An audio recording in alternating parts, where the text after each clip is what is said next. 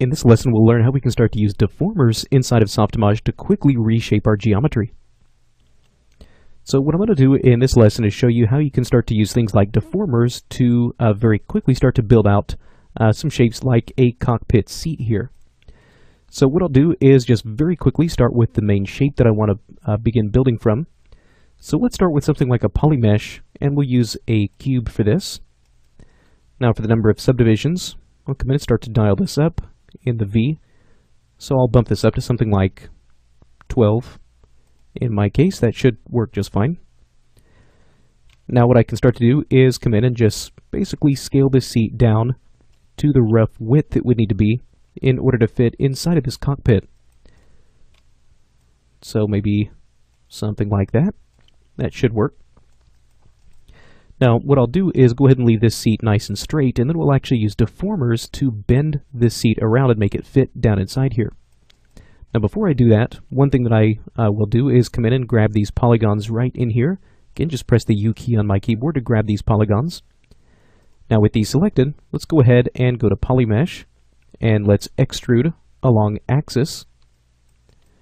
And I'll go ahead and leave pretty much all the default settings, except I will disable the merge option on this and start to inset these polygons just a little bit more. So something like 0.08 or 0.09 should work just fine.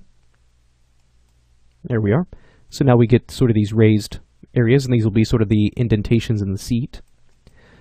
Now before we come in and actually use our deformers, this is something that is very, very important to do.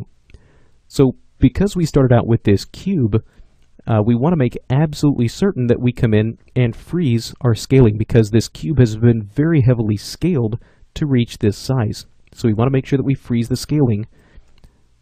And once we have that done, now we can make sure that our deformers will work just fine. So in my case, I'm going to use the bend deformer. There we are. So in this case, we can choose the overall direction that we want to use for this. In my case, looks like an axis of Y with a bend direction of -90 should work just fine. And now we can actually start to come in and adjust things like the angle. So this is controlling just how far this bend is going to happen. And then we have the radius, which is really controlling what you could think of as the sharpness of this bend. So with this radius set to a very, very small, very low value, you can see it's really almost just folding this completely in half. Whereas if we start to increase this radius, that bend should start to get much, much softer and much smoother, and you can see that's exactly what we have here. So sometimes this can be sort of a tricky proposition, actually getting in here and setting your values properly. But typically, what I like to do is start with my angle. So if I know I need this to bend at 90 degrees, I'll go ahead and start by setting that.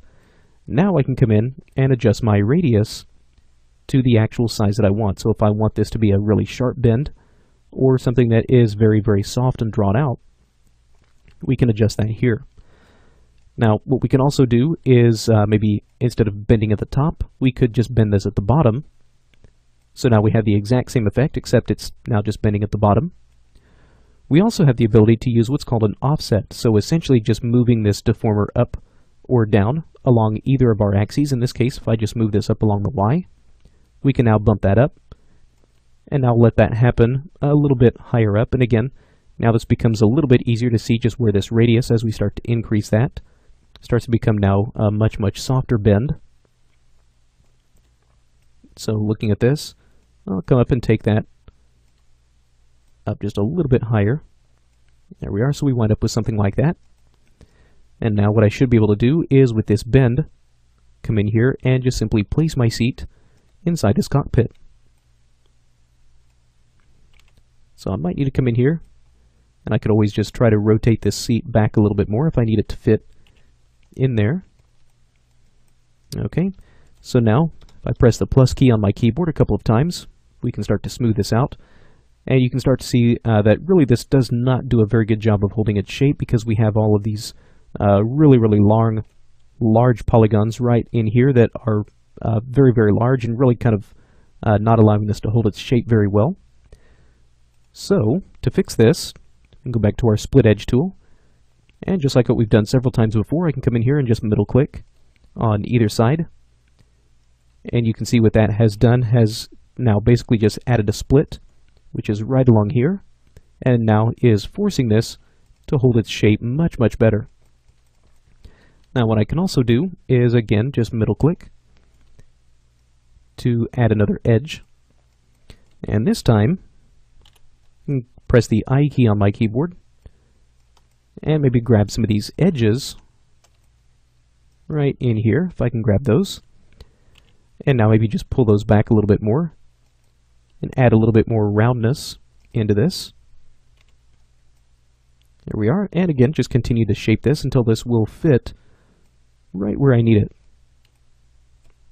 Maybe pull that back just a little bit more. There we are. Very nice. So now you can see we have this a little bit more of a kind of a proper seat in here.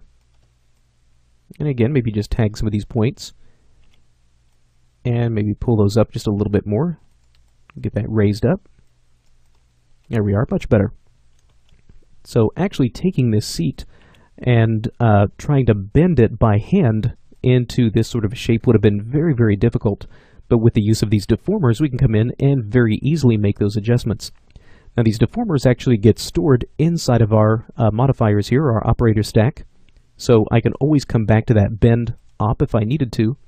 And we could always come back and make some further adjustments if we decided we needed to come in and alter that in any way.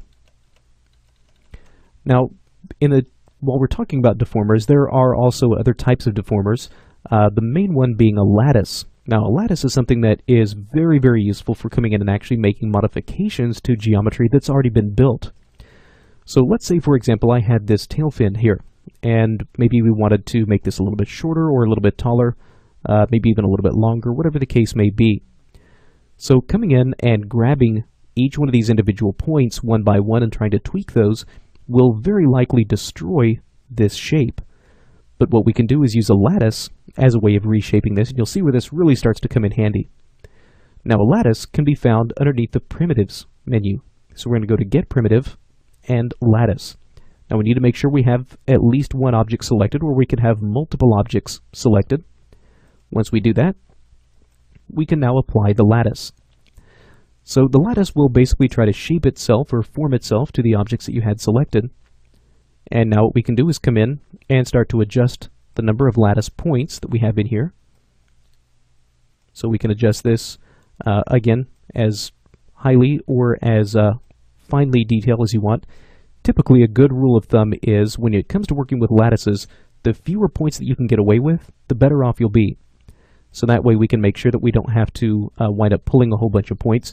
Really, the whole idea of a lattice is that instead of trying to tweak all the individual points that make up this piece of geometry, we now basically just have these very, very simple points. So if I press the T key on my keyboard with this lattice selected, I can now come in and start to grab some of these lattice points and start to pull those around. And you can see really it just sort of acts like a Play-Doh.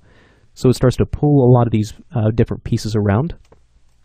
We can grab these, and you can see now very quickly we can start to scale out or reshape this tail fin in any way that we want. So if I maybe wanted this to be a little bit wider or a little bit lower, this now becomes all of a sudden a very, very easy modification to make. So once we have that set up, if we were to simply come in and select this lattice and delete this, what's going to happen is you can see our object goes right back to its original shape. So very, very important thing to remember is whenever you have your lattice and you have all your shaping and modification that's been done, now we need to take our objects and make sure that we freeze the operators.